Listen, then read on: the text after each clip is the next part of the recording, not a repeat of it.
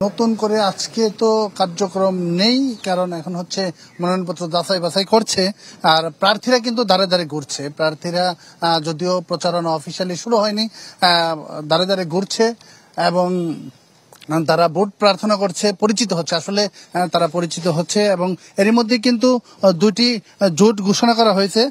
বাংলাদেশ শিক্ষার্থী ঐক্য ফোরাম নামে একটি জোট এবং শিবির সমর্থন আরেকটি হচ্ছে সমন্বিত শিক্ষার্থী জোট। এর বাইরেও কিন্তু স্বতন্ত্র প্যানেল অনেকগুলো আছে। আমি এই মুহূর্তে রয়েছি আমাদের একজন জাহাঙ্গীরনগর বিশ্ববিদ্যালয়ের 5ই আগস্টের যে আন্দোলন, জুলাইয়ের যে অভ্যুত্থানে যেখানে বিশাল অবদান রয়েছে তার, তো তিনিও বিপি প্রার্থী। একটু কথা বলতে চাই, নির্বাচনের পরিবেশটা কেমন দেখছেন এখন? দীর্ঘ 33 বছর পর জাহাঙ্গীরনগর বিশ্ববিদ্যালয়ের কেন্দ্রীয় শিক্ষার্থী সংসদ নির্বাচন অনুষ্ঠিত হবে। এই নির্বাচনকে ঘিরে আমরা ইতিমধ্যে দেখেছি শিক্ষার্থী এবং প্রার্থীদের মধ্যে একটি উৎসবমুখর পরিবেশ বিরাজ করছে এবং প্রশাসনের পক্ষ থেকে এই নির্বাচনকে সুষ্ঠুভাবে সম্পন্ন করার জন্য আন্তরিকতার সাথে চেষ্টা করেছেন।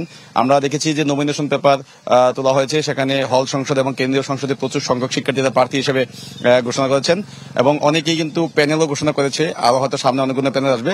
তো এখন পর্যন্ত ক্যাম্পাসে নির্বাচনী পরিবেশের কথা যদি বলি, খুবই ভালো আছে এবং আশা করি আগামী 11 সেপ্টেম্বর শিক্ষার্থীরা দীর্ঘ 33 বছর পর ভোটের মাধ্যমে তাদের শিক্ষার্থী প্রতিনিধি নির্বাচিত করার জন্য খুব মুখে আছেন।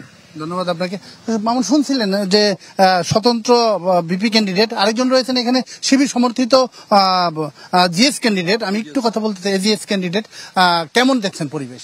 জি ধন্যবাদ। আসলে আমরা খুবই উৎসবমুখর পরিবেশে জাহাঙ্গীরনগর বিশ্ববিদ্যালয়ে জাকসু ইলেকশনের ক্ষণ গুনছি এবং আমরা দেখতে পাচ্ছি যে ক্যাম্পাসে জাকসুকে কেন্দ্র করে 33 বছর পরে সবার মাঝে একটি দারুণ স্প্রিয়া কাজ করছে, উৎসব আমেজ কাজ করছে, যে তারা খুবই আনন্দিত যে তাদের অধিকারের কথা এখন সিনেটে বলার লোক পাবে তারা।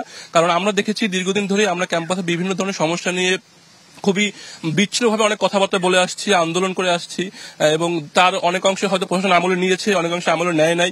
সেখানে আমাদের যে প্রাতিষ্ঠানিক যে অধিকারটা ছিল যে সিনেটে ছাত্র প্রতিনিধি যাওয়ার, সে প্রতিনিধি না থাকার কারণে আসলে আমরা সেই যে সিনেটে প্রতিনিধি পাবেন। ধন্যবাদ আপনাকে। মামুন, শুনছিলেন যে সবাই কিন্তু মুখিয়ে আছে একটি সুন্দর নির্বাচনের জন্য। মামুন, ধন্যবাদ আপনাকে।